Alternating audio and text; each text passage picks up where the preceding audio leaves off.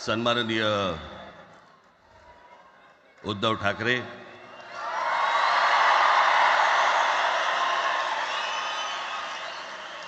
आणि माझ्या जमलेल्या सर्व तमाम मराठी बांधवांनो, भगिनींनो आणि मातांनो,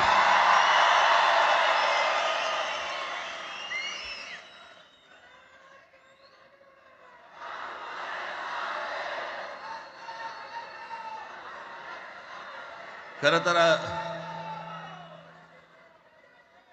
दोघांची भाषणं संपली ना की एकत्र आरोळ्या ठोका.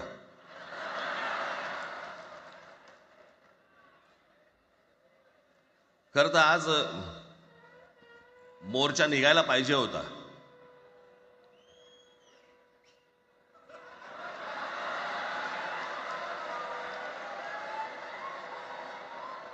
तोंडानेच आहे ना?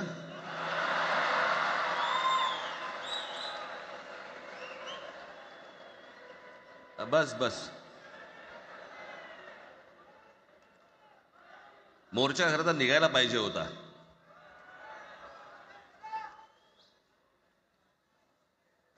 मराठी माणूस कसा सर्व बाजूने एकवटतो याचं एक चित्र मोठ्या प्रमाणावरती उभं राहिलं असतं.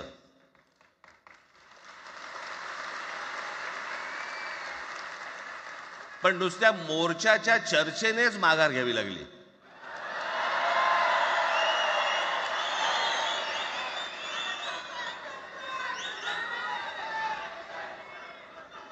खरं तर आजचाही मेळावा हा खरं तर शिवतीर्थावरती मैदानात व्हायला पाहिजे होता.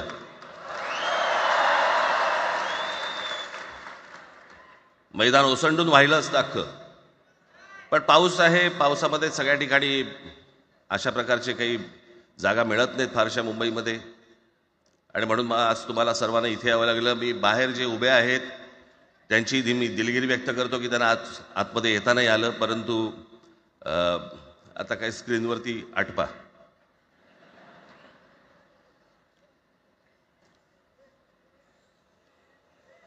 मी माझ्या मुलाखतीमध्ये एक म्हटलं होतं की ज्याच्यातनं या सगळ्या गोष्टी खरं तर सुरू झाल्या, आणि मी असं म्हटलं होतं की कोणत्याही वादापेक्षा आणि कुठच्याही भांडणापेक्षा महाराष्ट्र मोठा आहे.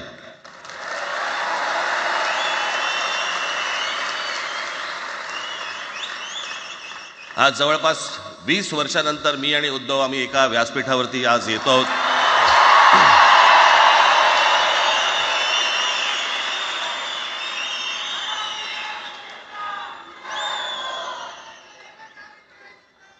जे माननीय बाळासाहेबांना जमलं नाही, जे अनेकांना जमलं नाही आम्हाला दोघांना एकत्र आणायचं, ते देवेंद्र फडणवीसला जमलं.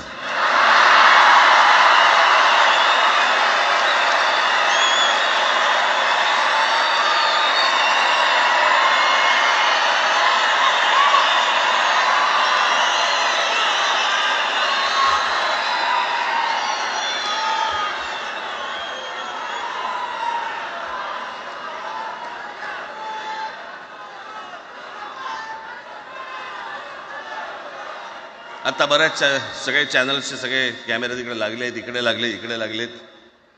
आता संध्याकाळी सगळं सुरू होईल. आता काय वाटतं, काय दोघांची बॉडी लँग्वेज कशी होती? कोणी कमी हसलं का, कोणी जास्ती हसलं का, कोणी बोलतायत का? आपल्याकडे मूळ विषय सोडून इतर गोष्टींमध्येच फार रस असतो अनेकांना. खरं तर आजचा हा मेळावा, मोर्चालाही तीच घोषणा होती, आजच्या मेळाव्यालाही तीच घोषणा आहे की कुठचाही झेंडा नाही, मराठी हाच अजेंडा.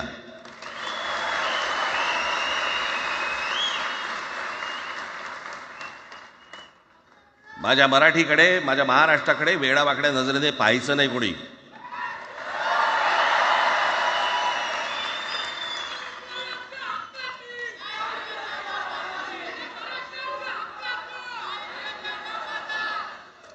ठरलं ना आपलं, सगळ्यात शेवटी द्यायच्या घोषणा. बसा, शांत बसा. खरं तर हा प्रश्नच अनाठाई होता, काही गरजच नव्हती. हे कुठून अचानक हिंदीचं आलं मला काही कळलं नाही मला.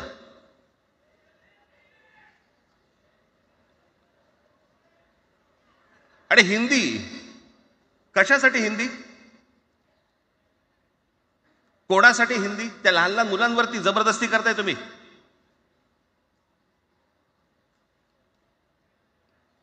कोणाला विचारायचं नाही, शिक्षण तज्ज्ञांना काही विचारायचं नाही, कोणाला काही विचारायचं नाही. बस आमची सत्ता आहे, आमच्याकडे बहुमत आहे, आम्ही लादणार. तुमच्या हातात सत्ता असेल ती विधान भवनात,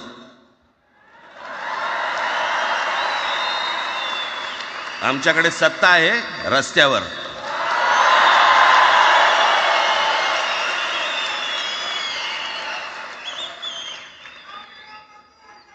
एक पत्र लिहिलं, 2 पत्र लिहिली, नंतर ते दादा भुसे माझ्याकडे आले. मला म्हणाले की आम्ही काय म्हणतो एवढं समजून तर घ्या, एवढं काय म्हणतो एवढं ऐकून तर घ्या. म्हटलं दादा तुम्हाला एक गोष्ट सांगतो, तुम्ही काय सांगता ते ऐकून घेईन पण ऐकणार नाही.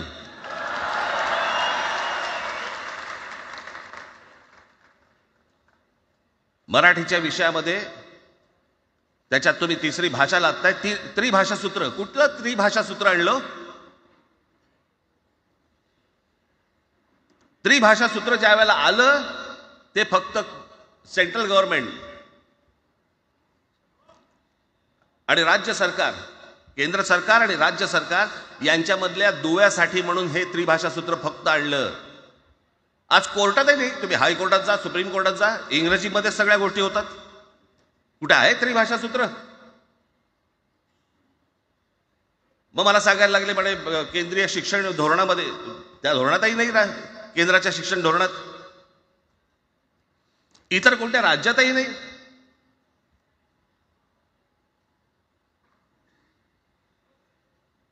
महाराष्ट्रात प्रयोग करून पाहिला तरी दक्षिणेची राज्य तर हिंग लावून विचारत नाही त्यांना. पण महाराष्ट्र ज्या वेळेला पेटून उठतो त्यावेळेला काय घडतं आणि काय होतं हे आज राज्यकर्त्यांना समजलं असेल. त्याशिवाय का माघार घेतली?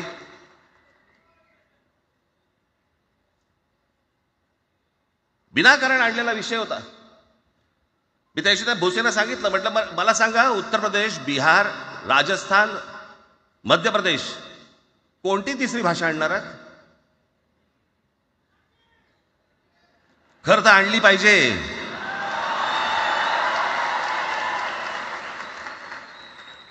गंमत बघा, हिंदी भाषिक राज्य आहेत ती आर्थिकदृष्ट्या मागास, आणि हिंदी न बोलणारी जी राज्य आहेत ती आर्थिकदृष्ट्या प्रगत, आणि वर आम्ही हिंदी शिकायचं. यांना हिंदीतून राज्य नाही सांभाळता आली, यांना राज्यांचा विकास नाही करता आला. जे हिंदी बोलत नाहीत त्या राज्यांमध्ये, हिंदी बोलत असलेल्या राज्यांमधनं नोकरी धंद्यासाठी लोक इकडे येत आहेत आणि हे म्हणतात हिंदी शिका. कोणासाठी शिकायचं? 5वी नंतर काय हिंदी चित्रपट सृष्टीमध्ये जाणार आहेत पोरगा? कोणासाठी शिकायचं? हिंदी भाषेबद्दल मला वाईट नाही वाटत, भाषा कोणतीही श्रेष्ठच असते, उत्तमच असते. मग ती मराठी असेल, गुजराती असेल, तामिळ असेल, पंजाबी असेल, बंगाली असेल, हिंदी असेल, अजून कुठचीही असेल. एक भाषा उभी करायला खूप प्रचंड तपश्चर्या लागते, खूप लोकांची मेहनत असते. एक लिपी उभी करायला खूप प्रचंड ताकद लागते.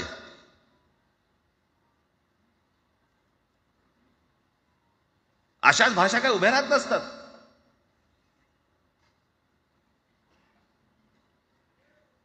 आणि या भाषेचं नवीन कुठून आणलं? त्याशी ते अमित शहा म्हणाले ज्याला इंग्रजी येतं त्याला पुढे म्हणे लाज वाटेल, म्हणे मला इंग्रजी येतं. अरे तुम्हाला नाही येत?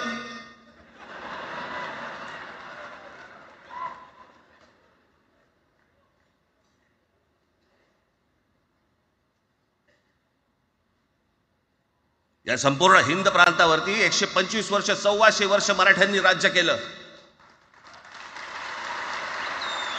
125 वर्ष इतक्या राज्यांवरती आम्ही राज्य केलं. तो त्यावेळेला राज्यच नव्हती, पण जे प्रदेश होते त्याच्यावरती राज्य केलं. आम्ही मराठी लादली गुजरातवरती, मध्य प्रदेशवरती, राजस्थानवरती, पंजाबवरती, इतर सगळ्या प्रांतांवरती जिथे जिथे म्हणून अटोकपर्यंत पोहोचले होते मराठा साम्राज्य. आम्ही लादली.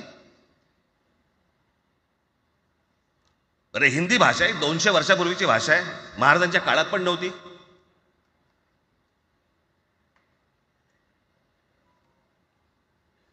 कशासाठी आणि कोणासाठी आणि काय करायचे नेमकं?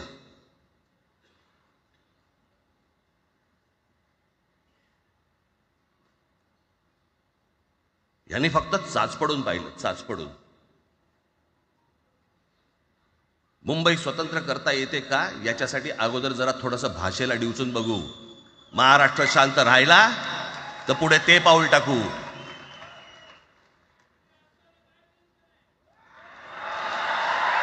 कोणाची माय व्हॅली आहे त्यांनी महाराष्ट्राला हात घालून दाखवावं, मुंबईला हात घालून दाखवावं.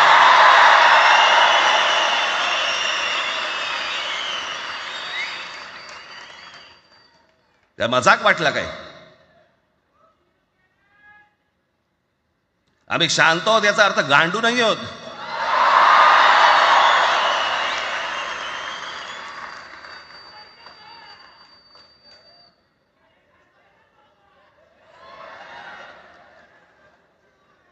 काही अंगावरती लादायचा प्रयत्न करता आणि मग आता माघार घेतली ना,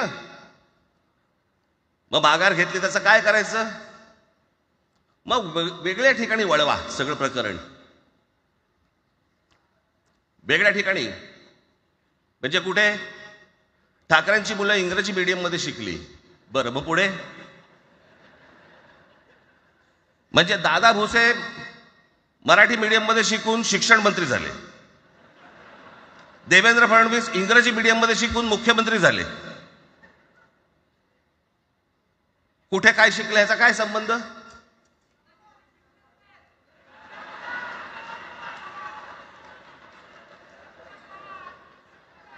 कोणाकोणाची मुलं इथे परदेशामध्ये शिकतायत, याद्या आहेत आमच्याकडे. त्याचं काय करणार आहात तुम्ही? आणि त्याच्यातल्या त्याच्यात मंत्रिमंडळातल्या एक एक मंत्र्याचं हिंदी आहे का? फेफरं येईल, फेफरं.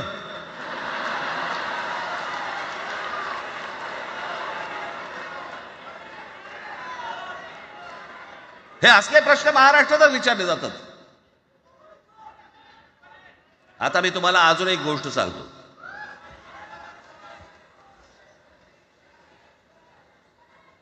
आम्ही मराठी मीडियम मध्ये शिकलो, हो शिकलो. आमची मुलं इंग्रजी मीडियम मध्ये शिकली, हो शिकली. मग याच्यावरती तुम्ही प्रश्न काय उपस्थित केला? ह्यांना मराठीचा पुळका कसा? हे इंग्रजी मीडियम मध्ये टाकतात. बरं, सन्माननीय माननीय बाळासाहेब ठाकरे आणि माझे वडील श्रीकांत ठाकरे हे इंग्रजी मीडियम मध्ये शिकलेले आहेत. या दोघांवरती तुम्ही मराठीबद्दल शंका घेऊ शकता का?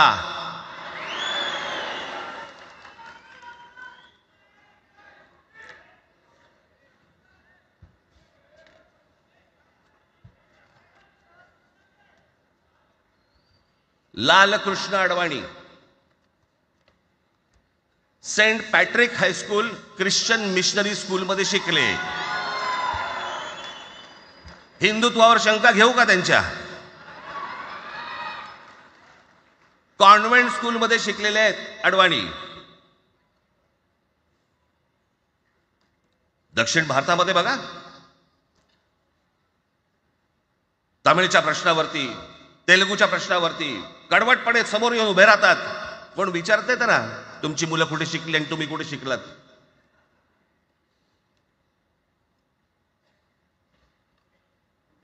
उद्या मी हिब्रू भाषेत शिकीन आणि मराठीपणाचा कडवट अभिमान बाळगीन, काय प्रॉब्लेम आहे?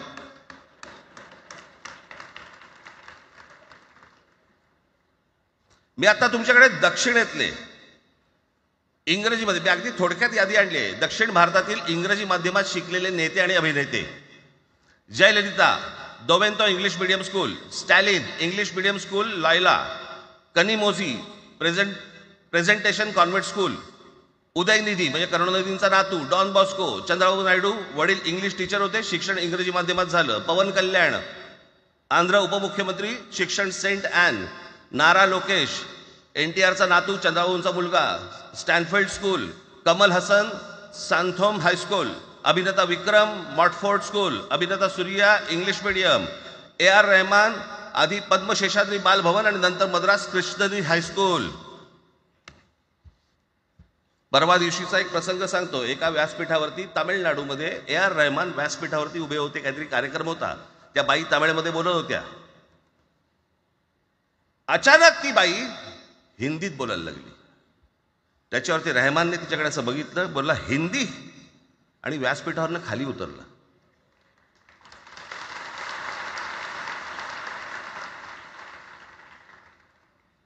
तुमचा कडवटपणा हे तुम्ही शिक्षण कुठे घेतले याच्यावरती नसतो, तो कडवटपणा तुमच्या आतमध्ये असावा लागतो. म्हणजे बाळासाहेब इंग्रजी मीडियममध्ये शिकले, इंग्रजी वर्तमानपत्रामध्ये व्यंगचित्र काढायचे, पण मराठीचा अभिमान याच्या बाबतीत कधी तडजोड नाही केली.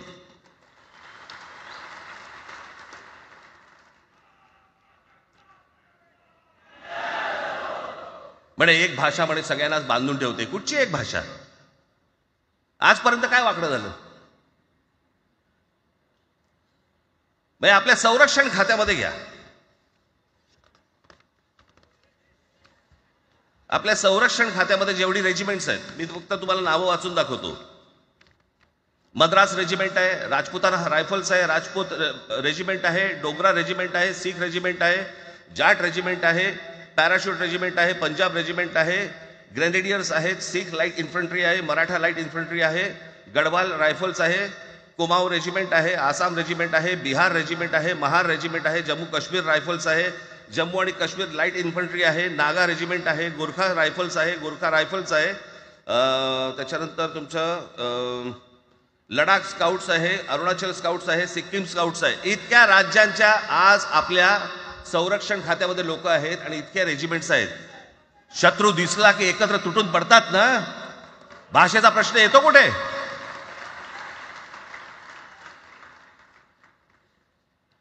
या देशामध्ये जेव्हा भाषावार प्रांतरचना झाली तीच या गोष्टींसाठी झाली ना, की प्रत्येक भाग तसे भाषांचे होते म्हणून. मग या सगळ्या गोष्टी का सुरू केल्यात तुम्ही? कशासाठी सुरू केल्यात? काय याच्या मागचं राजकारण? आत्ता सांगून ठेवतो. आज तुम्ही सगळेजण मराठी म्हणून एकत्र आलात. आज महाराष्ट्रामधला तमाम मराठी आज मराठी म्हणून एकत्र आला. टाळ्या वाजू नका. मी काय सांगतोय नीट ऐका. याचा पुढचं राजकारण ह्यांचं पुन्हा तुम्हाला जातीमध्ये विभागायला सुरुवात करतील. पुन्हा हे जातीचं कार्ड खेळायला सुरुवात करणार. मराठी म्हणून तुम्हाला कधी एकत्र येऊ देणार नाहीत. हे जातीपातीमध्ये विभागायला सुरुवात करतील.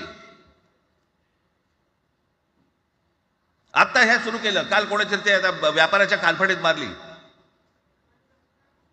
मीरा भाईंदरला. त्याच्या काय इथे लिहिलं होतं काय गुजराती?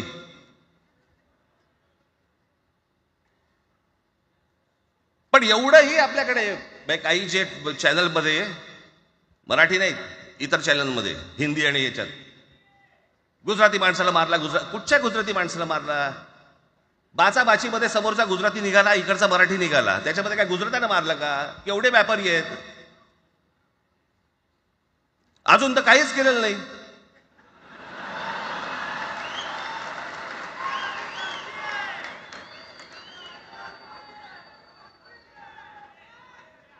अर्थात त्यांना मराठी आली पाहिजे याच्याबद्दल वाद नाही. विनाकारण उठसूट काय मारामारी करायची गरज नाही आणि मारायची गरज नाही. पण जर जास्ती नाटकं केली तर कानाखाली आवाज काढलाच पाहिजे तुम्ही. पण चूक त्यांची असली पाहिजे. आणि एका गोष्टीचं लक्षात ठेवा, अशी कधी गोष्ट कराल त्याचे व्हिडिओ काढू नका.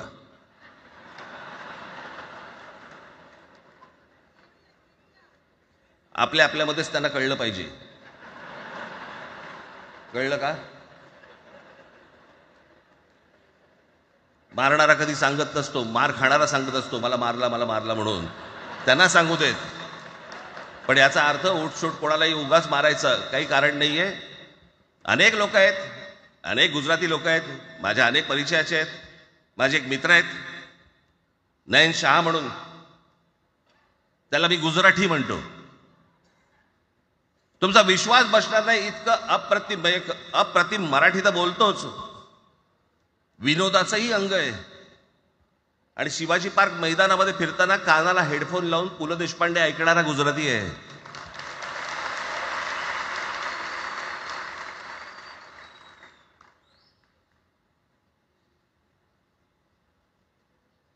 मी मगाशी तुम्हाला सांगितलं की हे मराठीचं बाळकडू, आमच्यासाठी ते बाळकडूच होतं.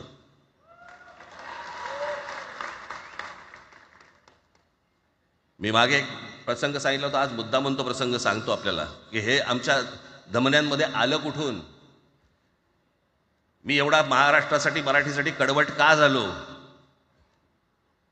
लहानपणापासूनचे अनेक प्रसंग आहेत माननीय बाळासाहेबांबरोबरचे, पण मी एक प्रसंग कधीही विसरणार नाही. आणि तो 1999 सालचा आहे. त्या 1999 साली शिवसेना भारतीय जनता पक्षाची युती सरकार येणार नाही अशी परिस्थिती होती.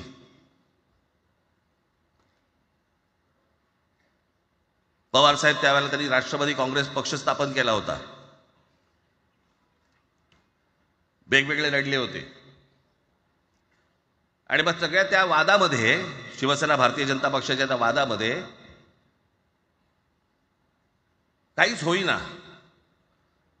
दिवसामागून दिवस चाललेत, परंतु काही होईना. एके दिवशी मी मातोश्रीला खाली बसलो होतो, दुपारची वेळ होती. अचानक 2 गाड्या लागल्या. साधारणपणे 3:30-4 वगैरे वाजले असते. ते जरा वेळेला नाव विसरतो तिथे, पुण्याचं कोणतो जावडेकर, प्रकाश जावडेकर आणि काही मंडळी आली. मला म्हणाले, राज बाळासाहेबांना अर्जंट भेटायचंय. म्हटलं आत्ता ते भेटणार नाही. म्हटलं ती त्यांची झोपायची वेळ आहे. नाही म्हणे अर्जंट आहे. म्हटलं नाही भेटणार. म्हटलं मी तुम्हाला सांगतो. म्हटलं काय विषय काय. म्हटलं मी बोलायचं काम करतो. म्हटलं काय विषय काय. आणि त्यांना सांगा मुख्यमंत्री पदाचा विषय झालेला आहे. म्हटलं अच्छा, अरे वा. म्हटलं काय झालं. सुरेशदादा जैन यांना दोन्ही बाजूने आम्ही ठरवलंय की त्यांना मुख्यमंत्री करायचं. एवढं फक्त बाळासाहेबांना सांगायचं. ठीक आहे. मी वर गेलो. रूममध्ये काळोख, शांतता. आम्ही अरे तुरेमध्ये बोलायचो म्हणून मी हाक मारली. म्हटलं हे काका. गाढ झोपले होते. म्हटलं काका उठ. ए काका उठ. बघितलं माझ्याकडे. काय रे. म्हटलं नाही, ती सगळे खाली जावडेकर वगैरे सगळी मंडळी आली आहेत. म्हटलं बरं मग. नाही ते म्हणतात ते मुख्यमंत्री पदाचा विषय झालाय म्हणून. म्हटलं पण ते मला काय झालं. ते म्हणाले सुरेशदादा जैन यांना मुख्यमंत्री पदासाठी दोन्ही जणांनी सांगितलं की करायचं म्हणून. असं माझ्याकडे बघितलं त्यांनी. त्यांना जाऊन सांग महाराष्ट्राचा मुख्यमंत्री मराठीच होईल, दुसरा कोणी होणार नाही.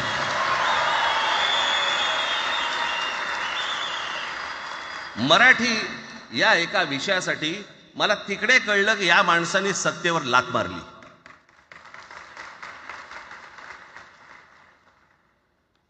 हे संस्कार ज्या पोरावरती झाले असतील तो मराठीसाठी तडजोड करेल काय. बाकी सगळ्या युत्या आघाड्या सगळ्या कुठच्याही गोष्टी होत राहतील. महाराष्ट्र, मराठी माणूस, मराठी भाषा याच्यावर तडजोड होणार नाही. कोणत्याही परिस्थितीत होणार नाही. याच्या पुढे देखील तुम्ही सर्वांनी सावध असणं पण गरजेचं आहे आणि सतर्क असणं पण तेवढंच गरजेचं आहे. पुढे पुढे काय काय गोष्टी घडतील, काय काय गोष्टी होतील कल्पना नाही. परंतु मला असं वाटतं की ही मराठीसाठीची एकजूट ही कायम राहावी आणि महाराष्ट्रामध्ये सन्माननीय माननीय बाळासाहेबांचं जे स्वप्न होतं ते पुन्हा साकारावं अशी एक आशा अपेक्षा आणि इच्छा व्यक्त करतो आणि आपणा सर्वांची मी रजा घेतो. धन्यवाद. जय हिंद, जय महाराष्ट्र. धन्यवाद राजसाहेब. मला सांगा, आपल्या सगळ्यांपेक्षा आज जास्त आनंदी कोण झालं असतं? आपल्या सगळ्यांपेक्षा आज जास्त आनंदी कोण झालं असतं? ज्यांनी मराठी माणसाला उभं केलं ते हिंदू हृदय सम्राट माननीय बाळासाहेब. आज त्यांची पुढची पिढी इथे मंचावर एकत्र येऊन मराठीचा गजर पुन्हा एकदा करते आहे. आणि त्या आजोबांचे 2 लाडके नातू आज आपल्या समोर मराठीचा झेंडा पुढे नेण्यासाठी सज्ज झालेले दिसत आहेत. अमित ठाकरे इकडे उपस्थित आहेत, आदित्य ठाकरे उपस्थित आहेत. मी त्यांचंही स्वागत करतो. या वास्तूला NSCI डोम असं म्हणतात, पण इथे आज देश पाहतोय मराठी भाषेवर होणाऱ्या अन्यायाविरुद्ध पेटलेला मराठी जनमानसाचा आगडोंब. या सर्व मराठी प्रेमींना आता उत्सुकता आहे माननीय शिवसेना पक्षप्रमुख श्री उद्धव बाळासाहेब ठाकरे हे काय बोलतील. मी त्यांना विनंती करतो की त्यांनी आपलं मनोगत व्यक्त करावं.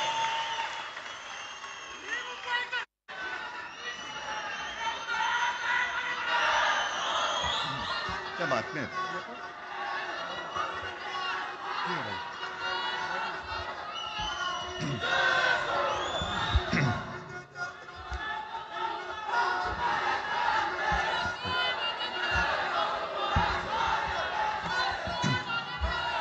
बऱ्याच वर्षांनंतर राज आणि माझी भेट व्यासपीठावरती झाली. आता पंचायत अशी आहे की त्यांनी मला सन्माननीय उद्धव ठाकरे असं बोललेलं आहे.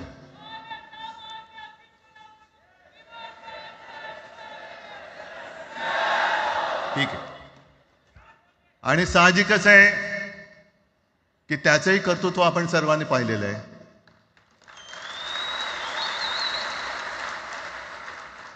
म्हणून माझ्या भाषणाची सुरुवात करताना सन्माननीय राज ठाकरे आणि जमलेल्या माझ्या तमाम मराठी हिंदू बांधवांनो, भगिनींनो आणि मातांनो,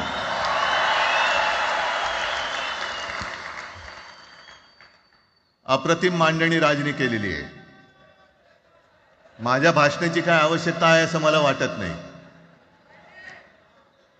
कारण आजच्या कार्यक्रमाची घोषणा झाल्यानंतर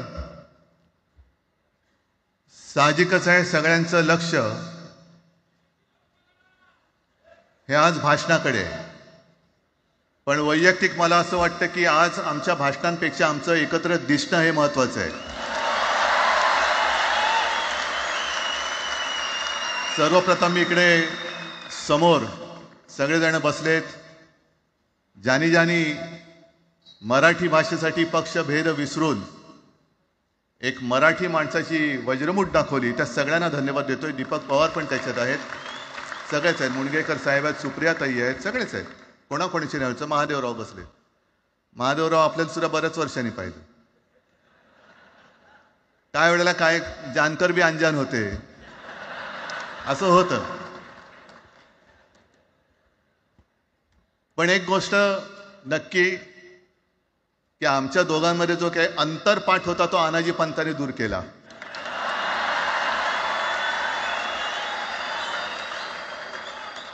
आता अक्षता टाकण्याची काय तुमच्याकडनं अपेक्षा नाहीये. एकत्र आलोय एकत्र राहण्यासाठी.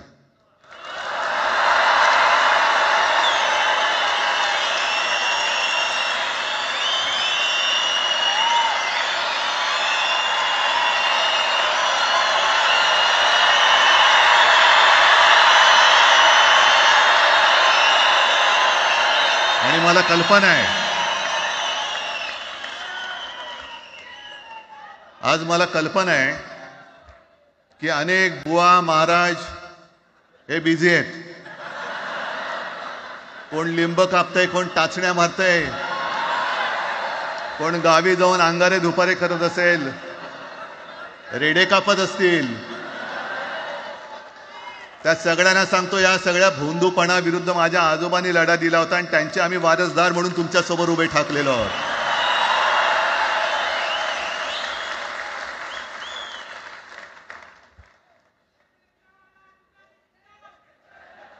नाही, हे सगळं आपणच करून ठेवलेलं आहे.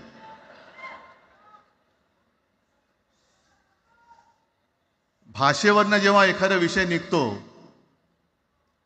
तेव्हा तो केवळ वरवरचा धरून चालणार नाही.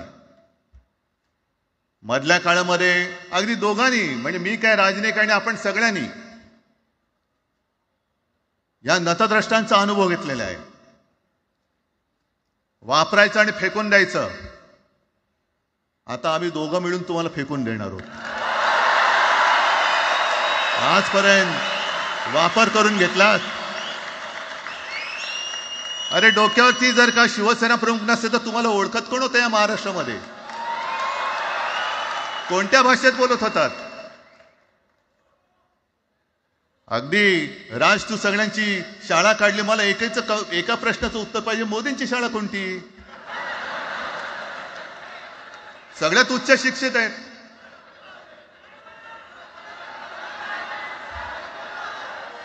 पण हे जे काय यांची, मध्यंतर मी बोललो ना, भाजप ही अफवांची फॅक्टरी आहे. मधल्या काळात त्यांनी सुरू केलं होतं, उद्धव ठाकरेने हिंदुत्व सोडलं. हिंदुत्व ही कोणत्याही भाषेची मक्तेदारी नाही. आम्ही अस्सल मराठी बोलणारे तुमच्याही पेक्षा जास्त कडवट कट्टर देशाभिमानी हिंदू आहोत. तुम्ही काय आम्हाला हिंदुत्व शिकवताय? अरे 92-93 साली जेव्हा जे काय घडलं, देशद्रोही मातले होते, तेव्हा मुंबईतल्या अमराठी लोकांना सुद्धा हिंदू म्हणून माझ्या शिवसैनिकांनी, शिवसेना प्रमुखांच्या शिवसैनिकांनी व मराठी माणसांनी वाचवलेलं आहे. आणि देवेंद्र फडणवीस आज जे बोललेत, बातमी आले सगळीकडे, मी इकडे बातम्या आणल्यात. भाषेच्या नावाखाली गुंडगिरी सहन केली जाणार नाही. जर महाराष्ट्रामध्ये मराठी माणूस न्याय मागण्यासाठी आंदोलन करत असेल आणि त्याला जर का तुम्ही गुंड म्हणत असाल तर आम्ही गुंड आहोत. आम्ही गुंड. न्याय मागणं म्हणजे गुंडगिरी नाहीये. आणि जर का गुंडगिरी केल्याशिवाय तुमच्या दरबारी न्याय मिळत नसेल तर आम्ही गुंडगिरी करूच.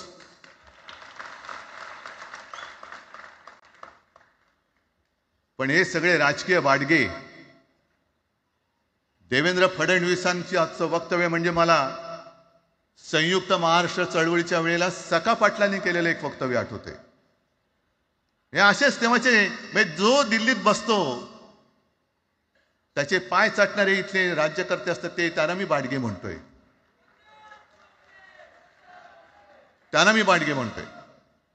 कारण संयुक्त महाराष्ट्र चळवळीमध्ये मुंबई आपल्याला आपण मिळवली. आपण म्हणजे आपण मराठी माणसांनी.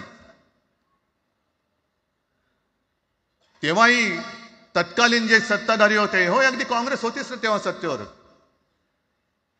मुंबई मराठी माणसाला द्यायला तयार नव्हती. आणि तेव्हा सुद्धा एक मराठी माणूस, म्हणजे आज जे बोलतात ना आम्ही मराठी नाहीत का, अरे तुम्ही नुसतं नावाने मराठी आहात, तुमच्या अंगात मराठी रक्त आहे की नाही आता तपासावं लागेल. आणि सखा पाटील बोलले होते, यावच चंद्र दिवा करो, मुंबई महाराष्ट्राला मिळणार नाही. कशी नाही मिळत? झुकवलं, वाकवलं, गुडघ्यावरती आणलं मराठी माणसानी. आणि मुंबई आपल्या हक्काची, तुम्ही आता जी घोषणा घेतली ना, दिली ना, ती मुंबई आपल्या हक्काची आपण लढून आपण मिळून घेतली.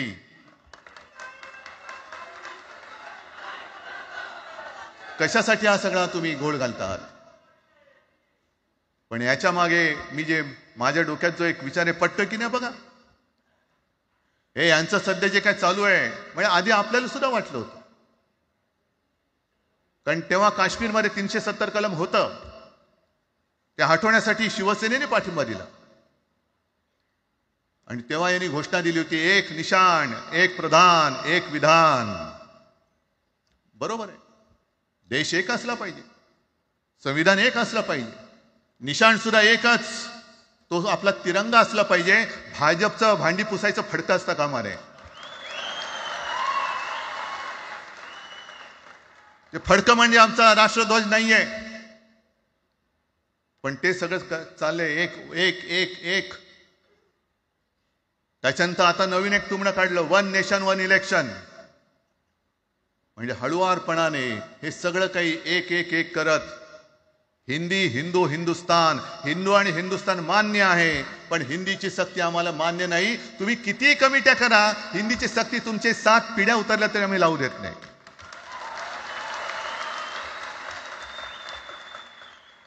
मग एक फेक नरेटिव्ह पसरवायचं. हे उद्धव ठाकरेच्याच काळातलं. अरे उद्धव ठाकरे एवढं काम करत होता, मग पाडलात कशाला गद्दारी करून? का नाही बोंबललात तेव्हा? पण मी अभिमानाने सांगेन, माझ्या मंत्रिमंडळातले सहकारी इकडे बसले, जितेंद्र आव्हाड आहेत, आणखीन कोणी असतील. मी मुख्यमंत्री असताना महाराष्ट्रामध्ये मी मराठीची सक्ती केली होती आणि केलीच, ज्याचा मला अभिमान आहे. काय केलं त्याचं तुम्ही? मराठी भाषा महाराष्ट्रामध्ये सक्तीची करावी लागली. का करावी लागली? कोण आहेत आमच्या मराठीचे दुश्मन? कोण आहेत? पण महाराष्ट्रामध्ये मराठीची सक्ती केल्यानंतर सुद्धा काही लोक कोर्टामध्ये गेले. ती गुंडगिरी नाही होत. पण आता कोणतरी एक तो भेडी असतं त्याचं नाव,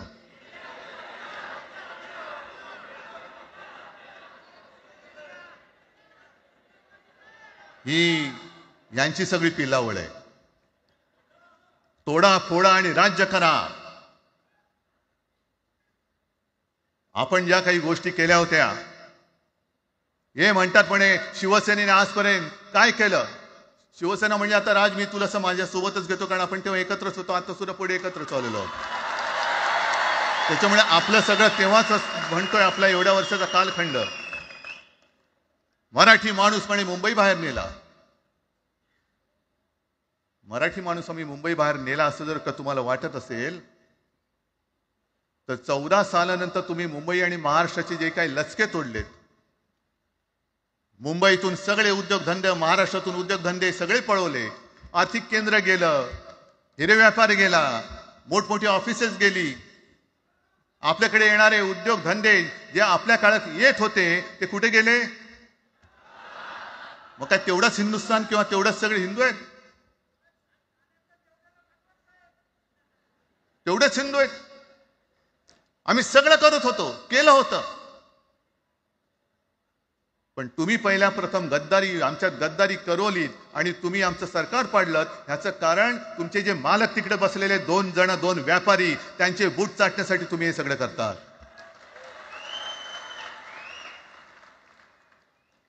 हे इतक्या वर्षाचं सगळं सहन करत करत करत आपण आलो. आपल्या डोळ्या देखत सगळे लचके तोडले जात आहेत.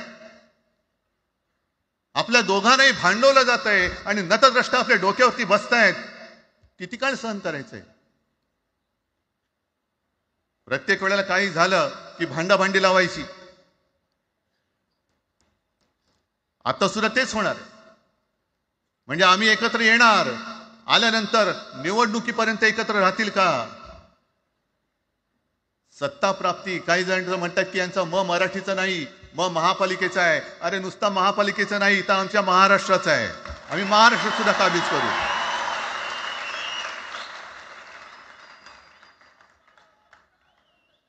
आज तर निवडणुका नाहीयेत. आमची सत्तेवरती जे शिवसेना प्रमुखांनी सांगितलं, अरे सत्ता काय, सत्ता येते आणि सत्ता जाते. पण आपली ताकद ही आपल्या एकजुटीमध्ये असली पाहिजे. दर वेळेला संकट आलं की आपण सगळे मराठी एकवटतो आणि संकट गेलं की आपणच एकमेकांमध्ये भांडायला लागतो. आता नको, हा नतद्रष्टपणा आता करायचा नाहीये, अजिबात करायचं नाहीये.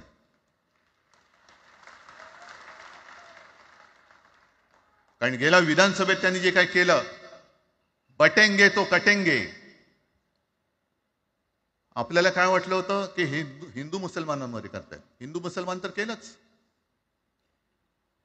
पण त्यांनी खास करून केलं ते मराठीतरमध्ये केलं.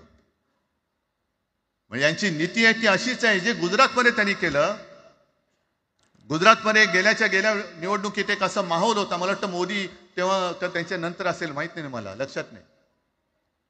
वातावरण असं पेटलं होतं गुजरातमध्ये की बस आता पटेल याला आपटेल. पण त्यांनी काय केलं बरोबर? पटेलांना भडकवलं, पटेलांना वेगळं केलं आणि पटेल तर सगळं एकत्र केलं. हरियाणामध्ये पण तेच केलं. जाट लोकांना भडकवलं, जाट लोक एकत्र झाले त्यांना वेगळं केलं आणि जाटे तर सगळा जो काही समाज होता तो एकत्र करून तिकडे सत्ता प्राप्त केली. महाराष्ट्रामध्ये तेच केलं.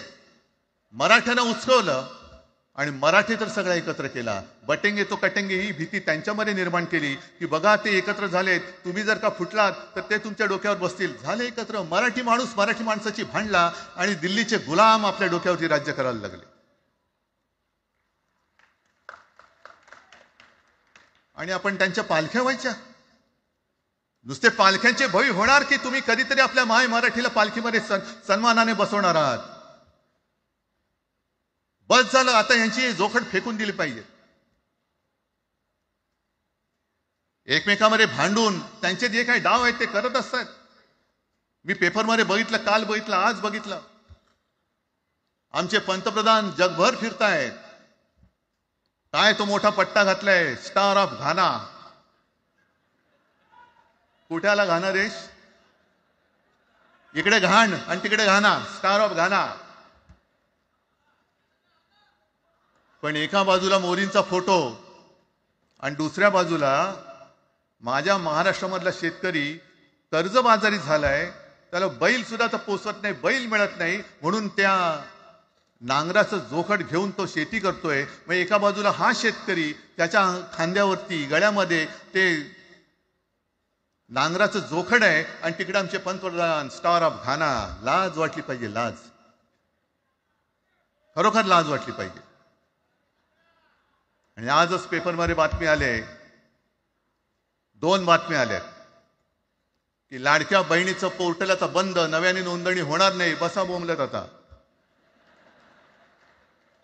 आणि त्याही पेक्षा सगळ्यात भयानक गोष्ट म्हणजे संपूर्ण देशामध्ये सगळ्यात जास्त कर्जबाजारी शेतकरी कुठे असतील तर ते आपल्या महाराष्ट्रामध्ये आहेत. महाराष्ट्र आता थांबणार नाही, कर्ज काढतच राहणार. आणि ही यांची जी काही खेळी आहे, आपापसात भांडवायचं. मी एक साधी गोष्ट केली होती. जितेंद्र, तुम्हाला माहिती असेल, आपण तिकडे चौपाटीला, जिकडे बिर्ला मातोश्री बिर्ला क्रीडा केंद्र काय आहे, मराठी रंगभूमीचं दालन, मराठी रंगभूमीचा इतिहास सांगणारं दालन, त्याची निर्मिती करण्याचे सगळे आदेश वगैरे राज्यात सगळं झालं. आराखडा मंजूर केला मी. आणि 2-3 महिन्यापूर्वी बातमी आली की तो आराखडा यांनी केराच्या टोपलीत टाकला. ती जागा यांच्या मालकाच्या मित्राच्या घशात टाकतात. हा मराठीचा तुमचा अभिमान?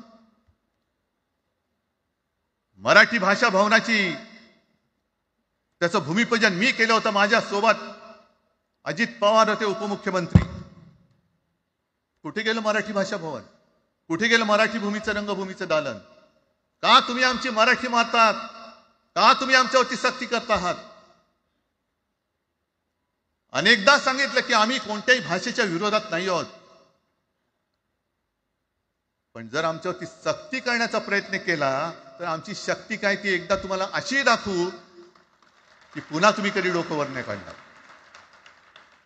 पुन्हा डोकं वर काढणार नाही. या सगळ्या गोष्टींकडे आपण आज एकत्र आलेलो आहोत.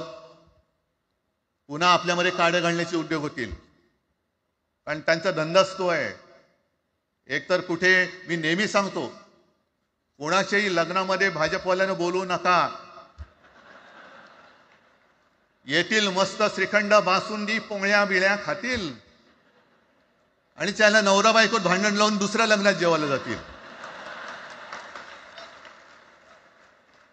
बरं, एवढं केलं तरी बरं, नाही तर त्या पोरीलाच पळून घेऊन जातील. कारण ह्यांचं स्वतःच असं काहीच नाहीये. कोणत्याही लढ्यामध्ये कधी भाजपा नव्हता. अगदी संयुक्त महाराष्ट्राच्या चळवळीमध्ये सुद्धा भाजप हा सगळ्यात शेवटी आला. आणि 57ची निवडणूक झाल्यानंतर सगळ्यात पहिल्यांदा बाहेर पडला. हे जनसंघ, तेव्हा त्यांचा जो राजकीय नाव होतं जनसंघ, यांच्याकडनं आम्ही देशाभिमान शिकायचा, यांच्याकडनं आम्ही महाराष्ट्राचा अभिमान शिकायचा.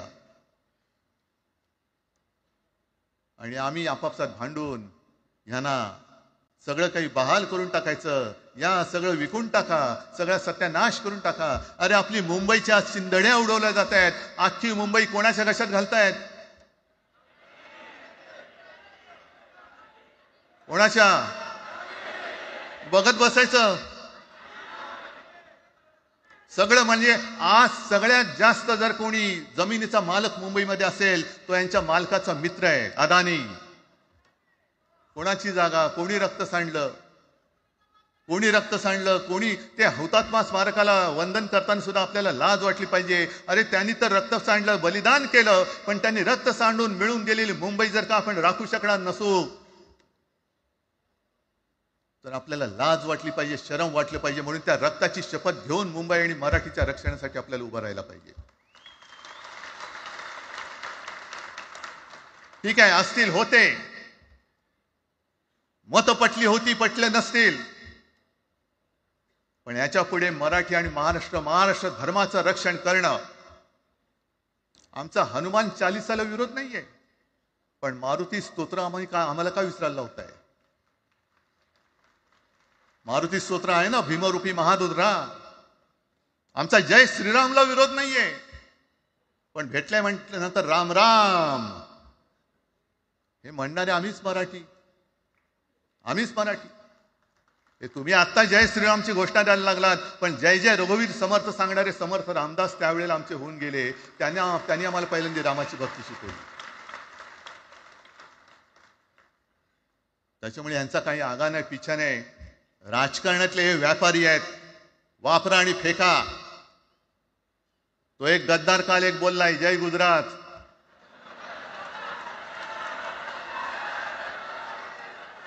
किती लाचारी करायची? तो पुष्पा पिक्चर पाहिल्यात तुम्ही सगळ्यांनी, दाढीवरनं हात फिरवून, झुकेगा नाही साला. तसे हे गद्दार म्हणतात, उठेगा नाही साला. कुछ भी बोलो, उठेगा ही नाही. अरे कसा उठणार? आहे का तुझ्याकडे उठण्यासारखं? म्हणजे विचार मी म्हणतोय.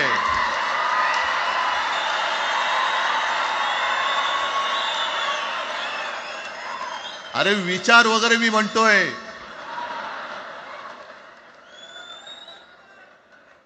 हिंदी भाषेच्या सक्तीला विरोध न करणारा बाळासाहेबांच्या विचाराचा पाईक असू शकेल? आपला मालक आला म्हणून त्याच्यासमोर जय गुजरात म्हणणारा आपल्या बाळासाहेबांच्या विचाराचा पाईक असू शकेल? मग आता जे मला वाटतं कुठल्या एबीपीचं होतं ना, उघडा डोळे बघा नीट. डोळे उघडलेत, पण आता जर का डोळे उघडले नाही तर पुन्हा कधी उघडण्याची वेळ येणार नाही, कायमचे मिटून जातील. आत्ताच डोळे उघडा, आत्ताच जागे व्हा. आणि आत्ता आलेली जाग जर का जाणार असेल तर मग मात्र स्वतःला मराठी आईची मुलं म्हणू नका, अजिबात म्हणू नका. आणि शिवसेना प्रमुखांनी जे काही शिकवलं, एक तर कोणावर अन्याय करू नका, पण तुमच्या अंगावर जर का कोणी हात उगारला तो हात जागेवरती ठेवू नका.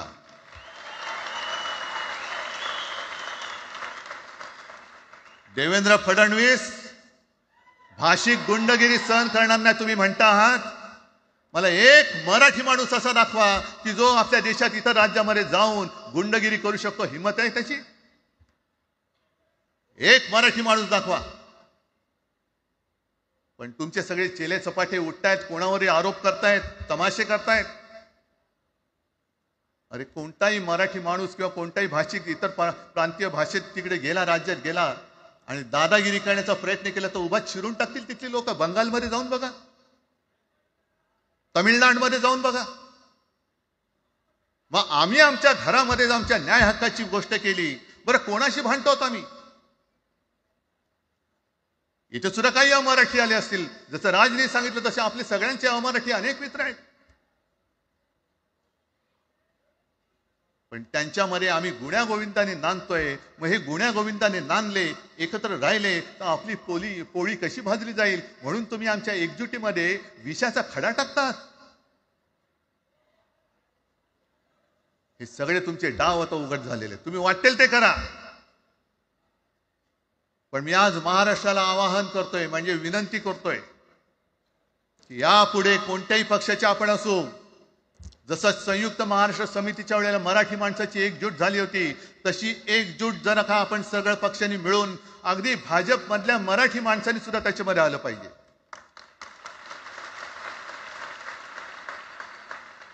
का नाही यायचं? ज्या राज्यामध्ये राहता, ज्या मातीमध्ये तुम्ही जन्माला आलात, ज्या आईच्या पोटी जन्म घेतलात, तिचे उघड उघड जर का हे धिंडोडे काढणार असतील आणि आपण आपले पक्षीय भेदाभेद घेऊन त्यांना पायघड्या घालणार असू, तर असं शंडाचं जीवन जगण्यापेक्षा मेलेलं बरं. महाराष्ट्र हा शूरांचा आहे, वीरांचा आहे, दगडांचा आहे, पण यांच्यासारखं धोंड्यांचा नाहीये. ही आपण आता एक शपथ घेतली पाहिजे. घेताय तुम्ही? घेतलेत की एकजूट केवळ आमचा कार्यक्रम. मी राजला परवा फोन केला, अरे जसं काय आपल्या पिक्चरचा प्रीमियर होता असं सगळेजण विचारतात आज कसं येऊ. हा प्रीमियर असेल, पण आजपासून सुरुवात झालेली आहे. आजपासून सुरुवात झालेली आहे. एक तर आम्ही कोणाशी दादागिरी करणार नाही, पण कोणी दादागिरी केली तर आम्ही ती सहनही करणार नाही. शिवसेना प्रमुखांनी तेव्हा जे सांगितलं होतं तेच परत एकदा सांगतोय. मराठा मराठेतर, ब्राह्मण ब्राह्मणेतर, 96 कोळी 92 कोळी, स्पृश्य अस्पृश्य, घाटी कोकणी, हे सर्व भेदाभेद गाडून मराठी माणसाची भक्कम एकजूट बांधा.